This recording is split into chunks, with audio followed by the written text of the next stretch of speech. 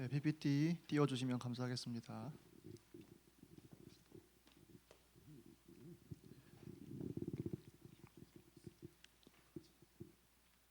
이 세상에는 문제가 참 많이 있습니다. 사람은 다 다르지만 문제도 다 다르죠. 하지만 성경은 단 한 가지의 문제만 말합니다. 근데 뭐 여기서 문제가 있죠. 사람들은 그렇게 생각하지 않는다라는 것입니다. 인간의 문제가 과연 뭘까요? 성경은 여러분 이미 알고 있을 거라고 생각합니다. 근데 인간의 문제는 결국에는 이거죠. 의식주. 입고 먹고 자는 것. 많은 사람들이 좋은 옷 입고 싶어하고 좋은 음식 먹고 싶어하고 좋은 데서 살고 싶어합니다. 인스타그램에 어떤 명품을 사면 그거 찍어서 올리기도 하고요. 또 미슐랭 3스타 레스토랑에 가서 밥 먹는 걸 찍어 올리는 걸 또 자랑스럽게 생각하는 사람도 있습니다. 그리고 집 한 채 있는 게 얼마나 또 자랑거리예요. 게다가 부자 동네에 있다? 그거는 뭐 자랑거리를 넘어서 아주 그 사람의 프라이드일 것입니다. 그 사람이 어떻게 계급도 되기도 하죠. 결국에는 이것을 흔하게 뭐라고 표현합니까? 먹고 사는 문제. 먹고 사는 문제가 결국에는 많은 사람들에게 가장 중요하고 시급하고 큰 문제로 다가옵니다. 그러니 결국에는 하나로 귀결되죠. 다 이렇게 살다가 하나로 귀결됩니다. 뭡니까? 결국에는 돈이죠. 돈이 있어야 옷도 사 입고, 돈이 있어야 맛있는 거 먹고, 돈이 있어야 좋은 집 사서 편하게, 안락하게, 아주 멋있게 살 수 있다라고 생각하니까요. 참고로 의식주가 나쁜 것은 아닙니다. 참고로 돈도 나쁜 것은 아닙니다. 돈은 나쁘지도 않고 뭐 거룩하지도 않아요. 돈은 그저 돈이에요. 마치 옷과 같이. 옷이 뭐 나쁩니까? 옷은 그냥 옷이에요. 물건은 그냥 물건이에요. 돈도 그냥 돈이에요. 이 돈을 그릇된 마음으로, 악한 마음으로, 악한 방법으로 악하게 쓰는 게 인간인 것이죠. 그러니 돈 자체는 문제가 없어요. 그래서 돈을 뭐 멀리 하십시오 이런 말 하고 싶지 않습니다. 돈은 세속된 것이니까 적당히만 쓰세요 이렇게 말하고 싶지 않습니다. 이 돈을 하나님의 영광으로 쓴다면 그거는 하나님이 기쁘게 받으실 일이죠. 의식주 잘못된 겁니까? 먹고 사는 문제? 중요합니다. 심지어 성경은요 중요하다라고 말해요. 그러니 돈에 대해서도 꽤 많이 말합니다. 게으르면 가난을 면치 못한다라고도 구약에서 지혜서에서 말하고도 있습니다. 그러니 의식주 중요하죠. 돈 관리하는 것 중요하죠. 열심히 일해서 돈 벌어서 또 의식주도 해결해야죠. 가장이라면 열심히 돈 벌어서 또 가정도 책임져야겠죠. 하지만 이게 문제가 아니죠. 문제는 뭡니까? 이 돈을 우상 숭배하는 것이 문제죠. 얼마나 우상 숭배했으면 예수님이 돈과 하나님을 동시에 섬길 수 없다라고 말씀하셨을까요? 또 젊은 부자 관리에게 영생을 어떻게 얻을 수 있습니까? 라고 묻는 그 사람에게 뭐라 하셨습니까? 소유를 다 팔라라고 했습니다. 팔고 가난한 자를, 어려운 자를 도우라고 했습니다. 뭡니까? 돈을 내야 구원받을 수 있다고 예수님 말씀하신 겁니까? 아니요. 우상이었던 그 돈을 포기하고 진정한 주인인 하나님인 본인을, 예수님을 영접하고 따르라라는 예수님의 콜링이었습니다. 근데 그 콜링을 거부하였죠. 왜냐? 포기할 돈이 너무나 많았기 때문에. 그래서 포기를 못했습니다. 여기서 중요한 건 뭡니까? 그 사람 구원받지 못했습니다. 왜냐? 믿음은 결국에는 뭡니까? 예수님을 주인으로 받아들이고 예수님을 섬기며 예수님을 따라간다라는 의미이기 때문에요. 이것을 하지 못하는 게 바로 죄인이죠. 그리고 이 죄인은 심판을 받게 되어 있습니다. 이것이 진짜 인간의 문제예요. 많은 사람들이 가난이 문제입니다. 많은 사람들이 사회에서 제가 계급이 낮은 게 문제입니다. 많은 사람들이 제 자존감이 낮은 게 문제입니다. 다른 사람들이 성공하지 못한 게 문제입니다. 많은 사람들이 멋있게 살고 싶은데 한마디로 아주 찌질하게 살아야 되는 내 모습이 문제입니다 라고 말합니다. 성경은요, 하나님은요, 아니다. 그 네 인생이 끝에 다다랐을 때 나의 심판이 기다리고 있는 것이 너의 진짜 문제다라고 합니다. 왜냐? 죄인이니까. 죄를 지었으니 죄인이 되었고 이 죄인에는 하나님의 심판이 따릅니다. 하나님은 모든 것을 보시는 하나님입니다. 모든 것을 기억하시는 하나님입니다. 그러니 이게 문제가 되는 거예요. 사람은 잊기도 하고요. 사람은 기억해도 그 기억이 옅어지기도 합니다. 하지만 하나님 어떠십니까? 모든 것을 보시고 모든 것을 감찰하시고 모든 것을 기억하십니다. 심지어 저희가 알지 못하는 것마저도, 심지어 저희가 가늠하지 못하는 저희의 악한 마음마저도 하나님은 다 들여다 보십니다. 그러니 이것이 진짜 저희의 문제인 거예요. 근데 문제는 뭡니까? 이것이 막 와닿지는 않는 날이 많이 있는 것 같아요. 왜냐? 돈은 당장의 문제이고 심판은 당장의 문제처럼 느껴지지 않기 때문에. 돈은 당장 내일 써야 되는데 심판은 저희 목숨이 닿을 때 그 심판을 받는 거잖아요. 저희 목숨은 솔직히 저희가 미래를 모른다 하지만 내일 죽을 거라고 여러분 생각하십니까? 내일 잠드시면서 내일 주일 성수 못하면 어떡하지 죽어가지고 이런 생각하시면서 주무셨습니까? 당연히 일어날 걸 기대하고 여러분은 주무셨습니다. 여러분 일어나셔서 감사하셨습니까? 아니요. 일어나는 게 너무나도 당연해요. 그리고 이것이 계속 반복되는 게 너무나도 당연한 거예요. 저희한테는요. 그러니 이 심판이 너무나도 멀리 느껴집니다. 당장 오늘 해결해야 될 필요가 없는 것처럼 느껴집니다. 근데 성경은요 이렇게 말하고 있죠. 내가 너희에게 이르노니 사람이 무슨 무익한 말을 하든지 심판 날에 이에 대하여 신분을 받으리니. 모든 그 죄를 심판 날에 신분 받는다라고 예수님은 말씀하셨습니다. 그리고 이런 자들은 주의 얼굴과 그의 힘의 영광을 떠나 영원한 멸망의 형벌을 받으리로다. 영원한 멸망의 형벌을 받는다라고 했습니다. 어떤 사람이 이렇게 말할 수 있겠습니다. 짧은 인생 동안 지은 죄인데 영원한 형벌을 내린다고요? 네, 그러신다라고 하십니다. 여러분의 죄는 짧지만요, 여러분이 순간적으로 지은 죄지만요, 그 순간적으로 지은 죄는요 영원한 형벌로 이어집니다. 근데 많은 사람들 어떻게 합니까?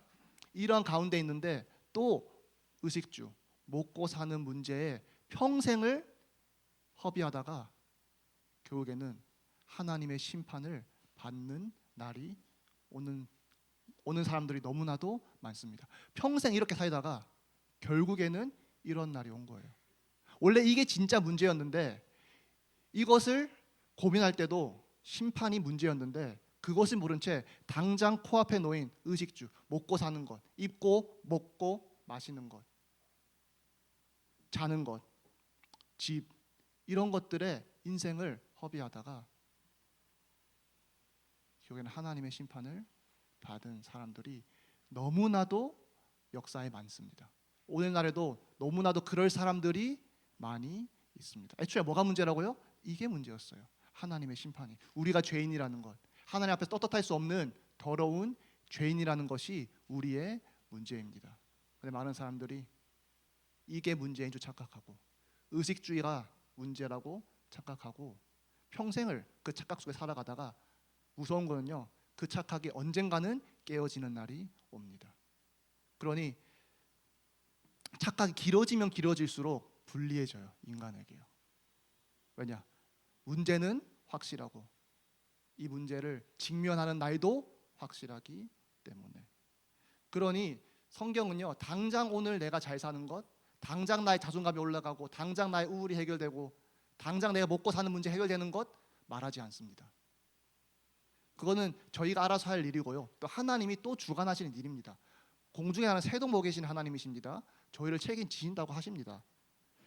그러니 성경은 뭐라고 말하느냐? 돈 벌라 이렇게 말하지 않고요, 예수 그리스도에 대해서 말해요. 예수 그리스도 안다고 여러분 돈 많아집니까? 예수 그리스도 안다고 여러분이 뭐 육신의 병이 치유됩니까? 될 수는 있겠죠. 근데 예수 그리스도를 믿는다고 여러분이 여기서 사회적 계급이 올라갑니까? 좋은 직장에 취직할 수 있습니까? 아니요. 그럼에도 불구하고요, 하나님은 예수 그리스도를 말씀하고 계세요. 무엇으로요? 우리 인생 문제의 해답으로, 진리로, 모두가 받아들여야 하는 축복으로 예수 그리스도에 대해서 말씀하고 계십니다. 예수 그리스도가 뭡니까? 결국에는 저희의 구원자라는 거잖아요. 근데 안타깝게도 예수 그리스도를 믿는 자들은 점점 없어져 가고 교회 안에서도 심지어 없어져 가고 있는 상황입니다. 이 시대에 이 죄에 대한 이 개념이 많이 없어진 것 같습니다. 시편 1편에 보면 2절에 나의 죄악을 맑게 씻으시며 나의 죄를 깨끗이 제하소서. 이러한 고백 여러분에게 있습니까? 이러한 고백 이 시대에 있습니까? 제가 볼 때는 이러한 고백 이 시대에 없습니다. 왜냐? 죄를 너무나도 가볍게 여기기 때문에. 죄인이 인간이 완벽하지 않고 인간이 죄를 짓고 엄청나 큰 죄가 아니면 그렇게 큰 문제가 아니라고 생각하기 때문에. 심지어 어떤 사람은 걸리지만 않으면 문제 아닌 거 아닌가? 라고 생각하는 사람들도 있습니다. 결국에는 죄가 문제가 아닌 거죠. 그 죄에 걸렸을 때 본인이 난처해질 것이 두려운 것이지 죄 자체는 크게 문제가 되지 않는 것입니다. 그러니 나의 죄악을 깨끗이 한마디로 씻어 주시옵소서라는 이 갈망이 없어요. 이 위기의식이 없어요. 이 문제의식이 없어요. 그러니 가난이 문제고 엉뚱한 것들이 문제가 되겠죠. 하나님은 그것이 아니라 너희가 너무나도 더러운 죄인이라는 것이 문제라고 끊임없이 성경을 통해서 말씀하고 계신데도 저희는 안다 하면서 이러한 고백이 많이 없을 때가 있는 것 같습니다. 하지만 이러한 고백이 있는 자만 하나님이 구원하십니다. 왜냐, 애초에 복음인다는 게 이런 뜻이거든요. 만일 우리가 우리의 죄를 자백하면 그는 미쁘시고 의로우사 우리 죄를 사하시며 우리를 모든 불의에서 깨끗하게 하실 것이요 라고 말씀하십니다. 만일 우리가 우리의 죄를 이런 식으로 자백한다면 하나님께서 어떻게 하십니까? 미쁘신 하나님께서 저희 모든 죄로부터 깨끗하게 하신다라고 말씀하고 계십니다. 이것이 하나님께서 우리에게 주신 좋은 소식입니다. 근데 이 좋은 소식이요, 많은 사람들에게요 좋은 소식이 아니에요. 왜냐? 죄에 대한 의식이 없기 때문에. 죄 있어도 그 죄 그렇게 심각하게 여기지 않기 때문에. 모두가 다 이렇게 사는 거 아닌가요? 라고 말하기 때문에. 심지어 그 기저에는 뭐가 있냐? 내가 뭘 그렇게 잘못했습니까? 라는 말이 있어요. 잘못한 건 알겠는데 뭘 그렇게 잘못했는데요? 제가 뭘 그렇게 죽을 죄를 졌는데요? 성경은 죽을 죄 졌다 했거든요. 이런 사람은 하나님이 주신 좋은 소식 아닐 겁니다. 아주 과장되고 하나님이 아주 확대 해석한 그러한 소식으로 들릴 것입니다. 좋은 소식 아닐 거예요. 그냥 기분 나쁜 소식 것입니다. 좋은 소식 아닐 거예요. 그냥 필요 없는 소식이에요. 왜냐? 본인은 그렇게 죽을 죄를 짓지 않았기 때문에. 근데 이 죽을 죄를 지은 사람한테 주는 소식인 거잖아요. 본인한테 해당 안 된다라고 생각할 것입니다. 본인이 그렇게 생각하면요, 하나님도 똑같이 그럴 것입니다. 하나님은 본인을 부끄럽게 여기는 자, 심판의 날이 올 때 그 사람을 부끄럽게 여길 것이라고 말씀하셨습니다. 하나님 필요 없는 자로 여기는 자, 하나님도 그러한 사람 필요하지 않습니다. 그러니 저에게 뭐가 있어야 된다고요? 저의 죄에 대한 고백이 있어야 돼요. 하나님, 제가 죄를 지었습니다. 너무나도 더러운 죄를 지었습니다.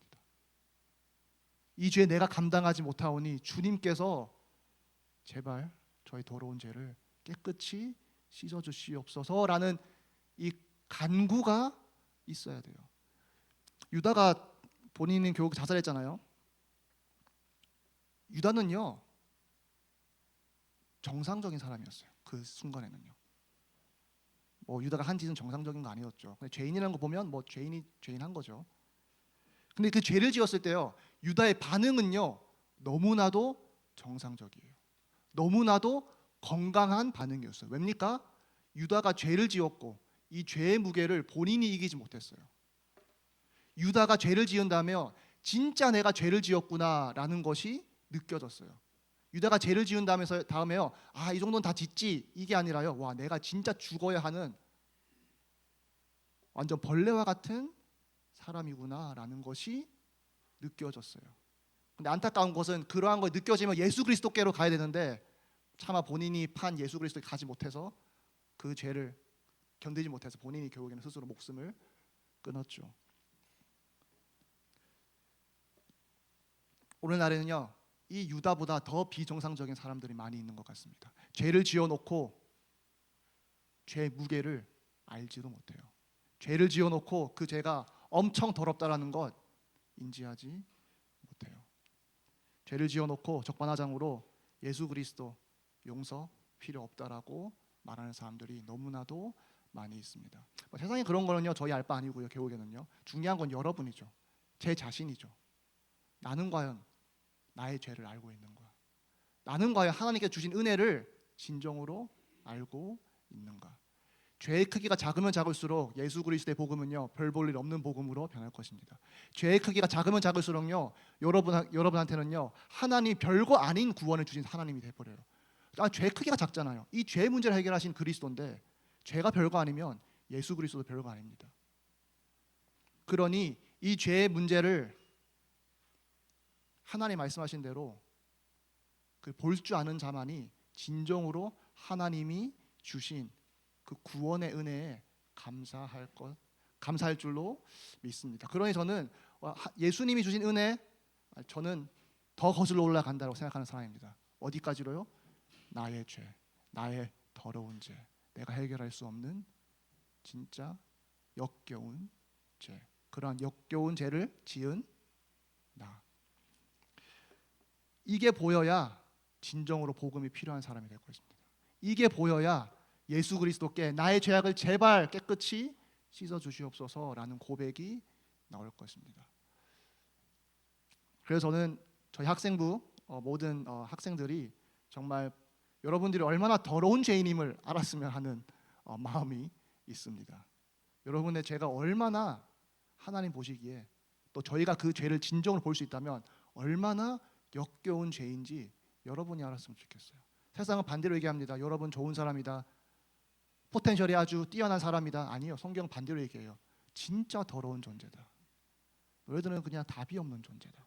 너희들은 쓰레기다라고 말합니다. 한마디로. 그러니 예수 그리스도께서 오셨다라고 말씀하십니다. 그러니 하나님이 능력으로 너희가 씻지 못하는 죄를 깨끗이 씻기셨다라고 합니다. 누구에게요? 나의 죄악을 씻어 주시옵소서라고 죄악을 고백하는 자백하는 자들에게 이 죄 용서를 주신다라고 하십니다. 그러니 저희가 할 것은 무엇입니까? 복음을 사실로 믿는 것, 네, 그거 중요합니다. 근데 그 이전에 뭐가 있어야 되느냐?